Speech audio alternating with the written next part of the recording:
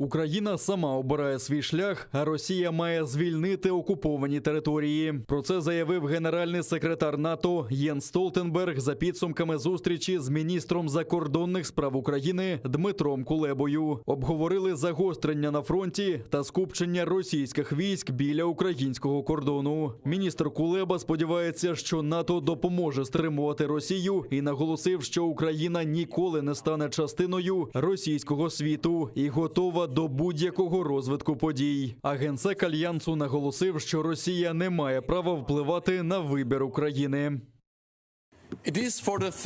Це лише 30 союзникам вирішувати, коли Україна готова стати членом НАТО. Ніхто інший не має права втручатися в цей процес, і це суверенне право кожної нації, такої як Україна, запитати про членство. Це дуже важливий принцип, тому що Росія зараз намагається відновити свого роду сфери впливу, де вони могли б вирішувати, що сусіди можуть робити. За 2 тижні Росія наростила свою ворожу пропаганду, яка дегуманізує українців і культивує ненависть до українців. Росія цього разу не зможе нас зненацька застати. Україна і наші друзі залишаються пильними. Ми не будемо втрачати час. Якщо Москва почне нову спіраль насильства або нерозумно діятиме, це дуже дорого їй коштуватиме.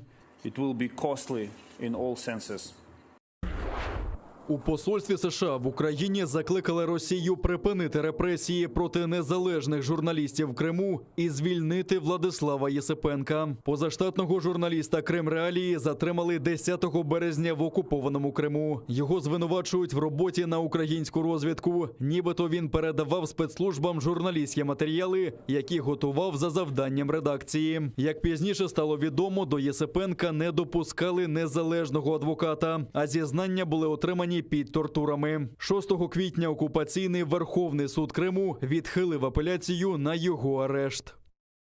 Стурбовані повідомленнями про тортури російської окупаційної влади в Криму щодо журналіста-фрілансера Радіо Свобода Владислава Єсипенка, щоб змусити його до зізнання. Ми закликаємо його звільнити, а Росію припинити репресії проти незалежних голосів у Криму. Росія заборонила польоти до Туреччини. З 15 квітня припиняються чартерні туристичні перевезення. Офіційно через різке зростання захворюваності на коронавірус у Туреччині до 50 тисяч випадків на добу. За даними Асоціації туроператорів Росії, тільки на травневі свята були заброньовані тури до Туреччини на 400 мільйонів євро. Тим, хто вже встиг придбати путівки, пояснили, вартість туру не повернуть при його анулюванні. Заборона на авіасполучення збіглась з візитом до Анкари президента України Володимира Зеленського. Зеленський з Ердоганом обговорювали в тому числі і поставки ударних безпілотників до України. У Росії на це звернули особливу увагу, і міністр закордонних справ Лавров закликав відповідальні країни, в тому числі Туреччину, не підживлювати мілітаристські настрої Києва. Тому цілком логічно припустити, що це, як люблять росіяни, асиметрична відповідь Туреччині, нехай за рахунок своїх громадян.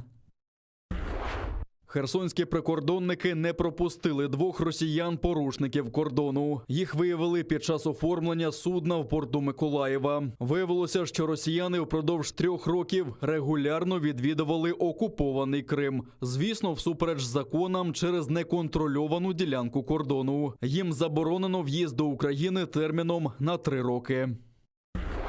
Старший солдат 10-ї гірсько-штурмової бригади Олексій Мамчій загинув в районі Майорського. Ще 2 бійців дістали поранення. Там окупанти скинули гранату з безпілотника та відкривали вогонь з мінометів 82-го калібру. Стало відомо ім'я воїна, загиблого вчора від снайперської кулі під Шумами. Це старший солдат тієї ж 10-ї бригади Ярослав Карлійчук з Буковини. Ворог гатив вздовж всієї лінії фронту, зокрема і в районі ділянки розведення біля Золотого, а в районі окупованої Горлівки били навіть з гармат БМП та 120-мм мінометів.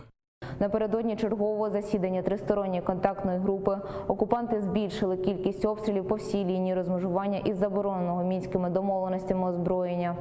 При цьому інтенсивність інформаційних викидів та фейкових повідомлень у інформаційному просторі на тимчасово окупованих територіях та в Російській Федерації значно зросла. Проросійські найманці продовжували загострювати ситуацію поблизу ділянки розведення в районі населеного пункту Золоте, намагаючись виправдати власне небажання відкрити КПВВ з боку тимчасово окупованих територій. Yaşındaki balam her gün biraz asam Agrenneге sevemem kayı.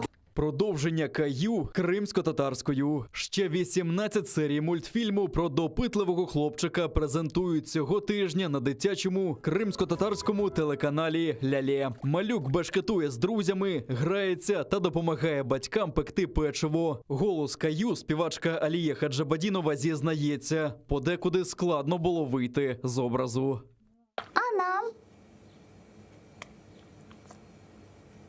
Sen kırletin. Я озвучую головного героя Каю, йому 4 роки. Він цікавиться всім на світі, дуже відкритий, грайливий, привітний і чемний хлопчик. Спочатку було складно знайти тембр героя, тому що потрібно було говорити незвичним для мене голосом, але згодом після декількох спроб все вийшло, і я звикла до цього персонажу, і навіть після запису говорила як маленький хлопчик. Каю говорить і жартує, як і будь-який хлопчик 4 років. А режисер проекту Ніфізе Сейдамєтова впевнена, він допоможе кримсько-татарським малюкам не лише весело провести час, а й опанувати рідну мову. Seni yaparsın Kayu. Kalabalık. Емін з Бахчисараю, Осман з Акмісджиту, Білял з Карасовбазару зможуть себе уявити Каю, 4-річним хлопчиком, який так само спілкується з друзями, рідними, вередує, весело проводить час. У кожній серії прості життєві події, які трапляються з кожним. Разом із ним діти дізнаватимуться нові слова і таким чином почнуть вивчати свою рідну мову. Перші серії Каю вже в ефірі. А цього тижня глядачі дитячого телеканалу «Лялє» побачать продовження улюбленого серіалу. Vay amma da tez ketem.